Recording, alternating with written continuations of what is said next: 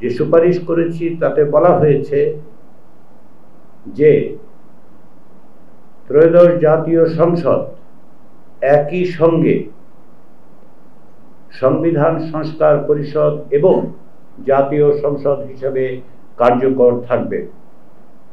তবে সংবিধান সংস্কার পরিষদ কার্যকর থাকবে 270 দিন।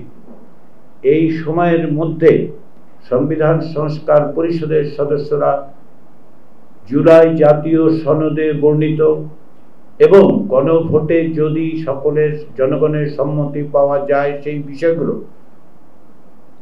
সংবিধানে সংযুক্ত করার জন্য প্রয়োজনীয় সমস্ত রকম বিধিবিধান, প্রয়োজনীয় সংশোধন, সংযোজন, বিযোজন, পরিবর্ধন, পরিমার্জন করবেন।